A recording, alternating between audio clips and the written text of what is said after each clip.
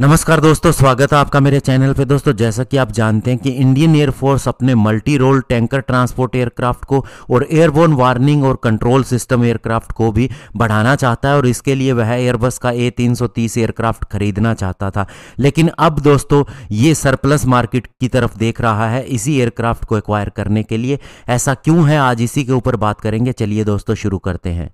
तो दोस्तों, सबसे पहली बात कि इंडियन एयरफोर्स को अपने multi role tanker transport aircraft और airborne warning and control system को इंस्टॉल करने के लिए जिस एयरक्राफ्ट की ज़रूरत थी, तो उसकी फर्स्ट प्रेफरेंस थी एयरबस का A330 एयरक्राफ्ट। जहां तक दोस्तों एयरबस के A330 एयरक्राफ्ट की बात है, तो ये सबसे ज़्यादा बिकने वाले एयरक्राफ्ट हैं अगर हम एयरबस की सारे एयरक्राफ्ट की फैमिली को देखें।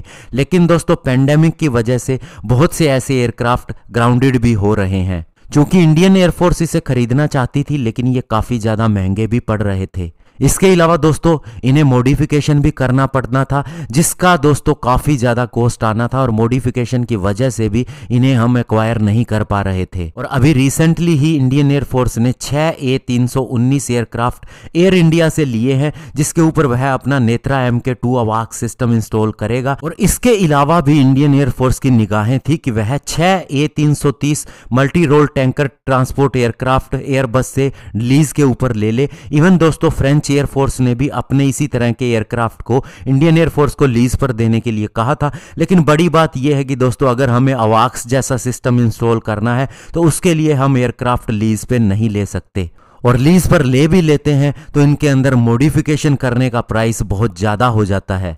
लेकिन दोस्तों कोरोना के बाद में क्या हुआ, बहुत सी एयरलाइंस के ये एयरक्राफ्ट ग्राउंडेड हो गए हैं। और इसके अलावा कयास ये भी लगाए जा रहे हैं कि 2024 तक ये अंदेशा नहीं दिखता है कि नॉर्मल रूटीन में फ्लाइट उड़ने लगेंगी, तो ऐसे में वे लंबे समय तक और ग्राउंडेड रहने वाले हैं। ऐसे में इंडियन एयरफोर्स के लिए बहुत बड़ा मौका है कि वह सस्ती दरों पर इन एयरक्राफ्ट को एक्वायर कर ले। हालांकि दोस्तों इसके लिए लीज पर लेना है या उन्हें खरीदना है ये देखना होगा, लेकिन अभी कई तरह के ऐसे ग्राउंडेड एयरक्राफ्ट के ऊपर इंडियन एयरफोर्स की निगाहें हैं और वह इन एयरक्राफ्ट को अब एक्वायर करने के बारे में सोच रहा है।